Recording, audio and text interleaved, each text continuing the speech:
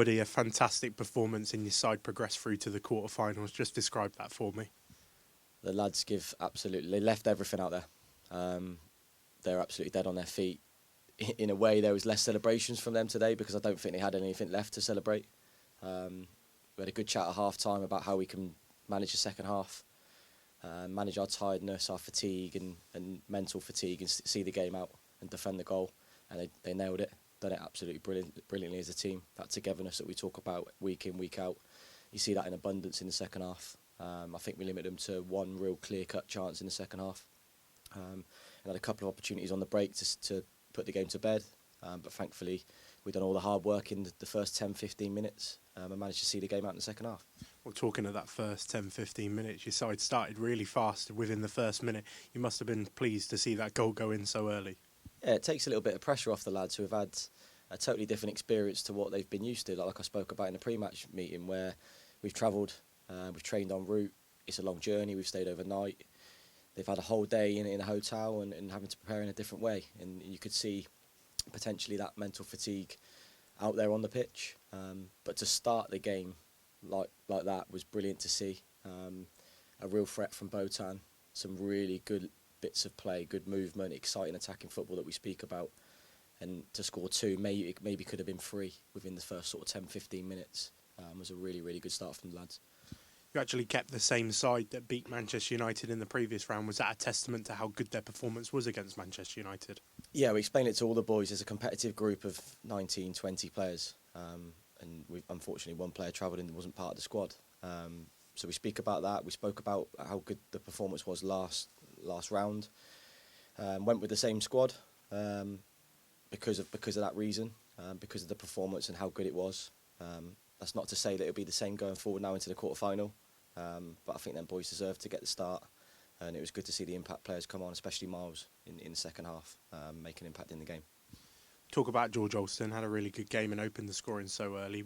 How did you assess his performance? Yeah, George was really, really good. He defended well. He gives us that balance on the left-hand side. He understands the game well, gets into good positions, and he was the catalyst for a lot of the good quality and the good start that we had. He come off the shape well, come inside, linked with Botan, and took his goal really, really well. I was really pleased for him to get a goal today. He's been working hard in training, cutting inside and working hard at his finishing, his ball striking.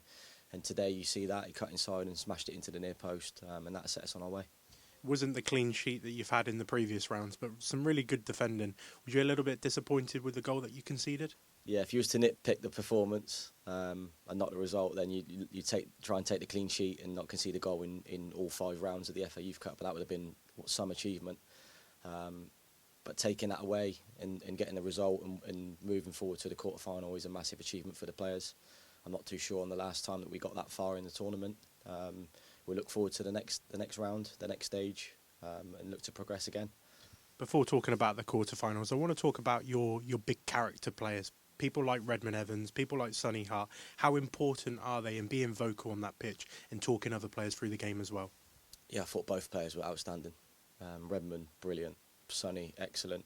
Real leader, turned into a real character, maturing really well.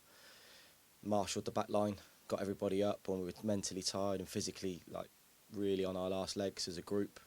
They galvanised the group. They were good leaders, good communicators on the pitch. They're developing on and off the pitch, both of them. Really, really pleased with both of them tonight. Would have been touch and go. I'm not too sure who got man of the match, but them two in particular really stood out. I want to talk about one thing that fans won't be too pleased with in time management, particularly the home fans that wouldn't be too happy with it. But is that a testament to the character of such young players to have such good game management already? Yeah, I'm not going to touch on some of the decisions, but somehow there was 5 minutes added on, and then it went to 6 minutes, and then it went to 8 minutes. And we're dead on our feet. So then they added 3 minutes that he's managed to get from somewhere. Didn't help the group, but they went quicker than the first part of the second half, to be honest. Some 80 minutes onwards, you're starting to look at the clock and count down the minutes. In the added time, it just it's that extra little test to the boys. Can they see it out? Can they manage the game? We talk about big moments in the game, and there was one big moment in the second half where they got in behind us, but we defended it well, and we managed to see the game out in the end, which was brilliant for the boys' character.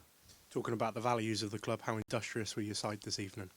I think that performance epitomises togetherness, industrious, And then at the end, I think maybe there was a lot of humility shown, but I think it was more so because we were so tired, so exhausted. But the boys are smiling there, they're celebrating in the changing rooms, they deserve all of the credit. They've been a pleasure so far to work with in terms of week in, week out. They've been brilliant in the FA Youth Cup to get through to the 5th round, and now they're into the quarterfinals, so we'll see where we can go. I was pleased to be a part of a huddle at full time where you give a really passionate speech to the players. I really sense that you're really proud of this group of players on how well they've done so far.